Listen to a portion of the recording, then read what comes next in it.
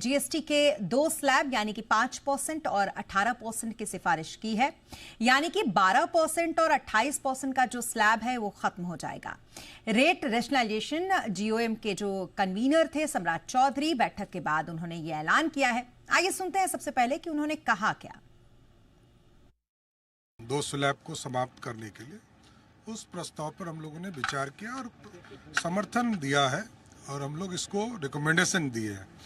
शुक्रवार के बाजार के लिए खास स्ट्रैटेजी और अहम संकेत अब समझते हैं अनिल जी से।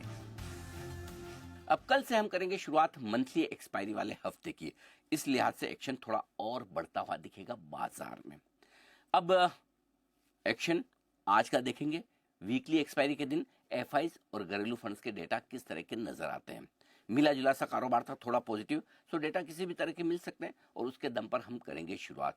सपोर्ट बेहद साफ है, निफ्टी की ट्रेडिंग रेंज धीमे धीमे ऊपर की तरफ शिफ्ट हो रही है और अब कल के लिए आपके लिए जो तुरंत सपोर्ट बनेगा निफ्टी के लिए वो होगा 24,850 से लेकर 25,000 का। ये रेंज आसानी से टूटने वाली है नहीं।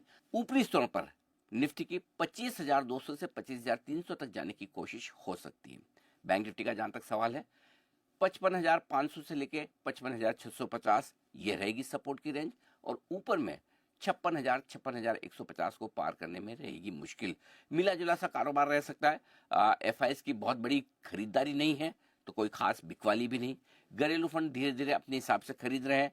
कोई बड़ी खबर अभी तक बाजार में दिख नहीं रही, शायद आए उसके बाद बाजार उस पर रिएक्ट करे, लेकिन तब तक धीमे धीमे मजबूती बनाने का काम बाजार कर रहे हैं। और जो बार बार हायर लोज बाजार बना रहा है, इसका मतलब साफ है कि निचले स्तर पर घरेलू फंड्स की तरफ से खरीदारी का सपोर्ट है और अगर सुस्त शुरुआत या कमजोर शुरुआत होगी तो बाजार में निचले स्तर पर सपोर्ट आया, गैप से बड़ा खुल गए तो प्रॉफिट बुकिंग भी लगातार आ रही है और वापस आपको बाजार मौका देती है। और कल भी कमोबेश हफ्ते के आखिरी दिन ऐसा ही एक ट्रेडिंग सेशन आपके लिए हो सकता है। भारतीय बाजारों में पिछले 5 दिनों में अच्छी खासी बाइंग का मुशायरा देखने को मिल रहा है, लेकिन अभी भी एफआईआईज़ को कहीं ना कहीं डर है कि भारतीय बाज़ारों में बड़ी रिकवरी आने वाली नहीं है, लेकिन ऐसा नहीं है।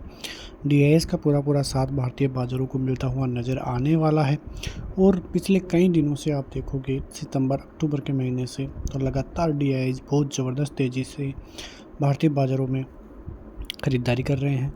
आप ओवरऑल देखोगे तो लगभग 4 लाख करोड़ से ज़्यादा की सेलिंग भारतीय बाज़ारों में पिछले 4 से 5-6 महीनों में देखने को मिली है और ये दर्शाता है कि डीआईआईज़ कितनी अच्छी तरीके से भारतीय बाज़ारों को समझ रहे हैं।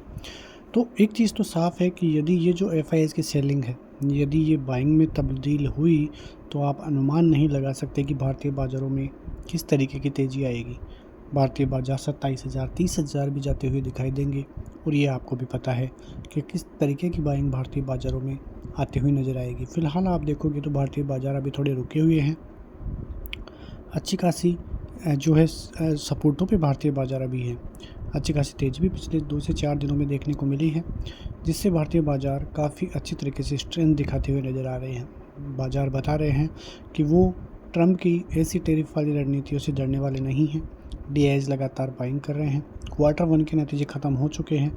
अब तैयारियां आने वाले दिनों की है कि आने वाले दिनों में भारतीय बाज़ार कहां तक जाता हुआ नज़र आ सकता है। आईटी की वजह से, आईटी इंडेक्स की वजह से भारतीय बाज़ारों में जो प्रॉफिट बुकिंग देखने को मिली थी उसको ऑटो सेक्टर ने जो है क्लियर करते हुए नज़र आए हैं। ऑटो सेक्टर काफ़ी ज़बरदस्त तेज़ी से दौड़ लगाता हुआ नज़र आ रहा है। पिछले 4 से 5 दिनों में ऑटो सेक्टर में बहुत ज़बरदस्त तेज़ी देखने को मिली है। हीरो, टीवीएस, मारुति सुजुकी कई शेयरों में अच्छी खासी रिकवरी देखने को मिली है। भारतीय एयरटेल, रिलायंस काफ़ी अच्छी रिकवरी नीचे के स्तरों से देखने को मिली है। तो ये सभी कारणों की वजह से ही भारतीय बाज़ार काफ़ी अच्छे स्तरों तक भी जाते हुए नज़र आए हैं। आने वाले दिनों में कई चीज़ें देखने को मिलेगी।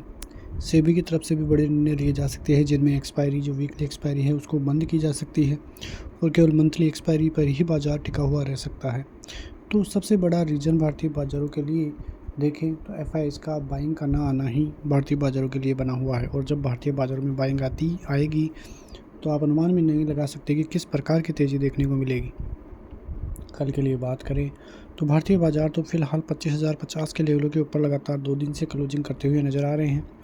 यदि 140 का स्तर टूटता है तो आपको 250, 245 और 245 टूटते ही भारतीय बाज़ार एक नई रेंज में जाते हुए दिखाई देंगे, मतलब जो 25,000 की रेंज अभी बनी हुई है वो टूटती हुई नज़र आएगी कि भारतीय बाज़ार 25,250 के ऊपर जाएंगे, क्योंकि पहले भी आपने देखा था कि बाज़ार इन्हीं स्तरों से फिर से नीचे आता हुआ नज़र आया था और यही स्तर है जहां से भारतीय बाज़ार ऑल टाइम हाई की यात्रा चालू करता हुआ नज़र आएगा। तो आपकी नज़रें भारतीय बाज़ारों पर टिकी रहनी चाहिए।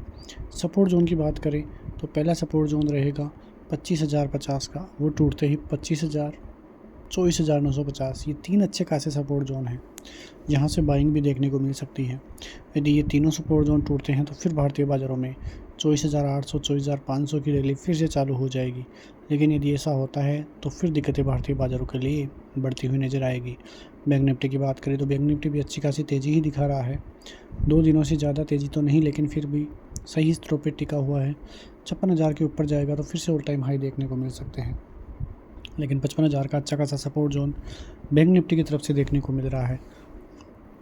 तो निफ्टी और बैंक निफ्टी अच्छी खासी रिकवरी के साथ टिके हुए हैं और यदि रशिया और यूक्रेन का युद्ध समाप्त होता है तो फिर भारतीय बाज़ारों के लिए बहुत ज़बरदस्त और पॉजिटिव इंडिकेशंस मिलते हुए आने वाले दिनों में दिखाई दे सकते हैं। तो कल के लिए बाज़ार के लिए बहुत बड़ी रणनीति है, बाज़ार पे नज़र रखना है। प्रॉफिट बांधने का काफ़ी ज़बरदस्त समय अभी चलता हुआ नज़र आ रहा है। आगे आने वाले दिनों में भारतीय बाज़ारों की नई स्ट्रेंथ भी देखने को मिलेगी। मिलते हैं नेक्स्ट वीडियो में, तब तक के लिए जय हिंद।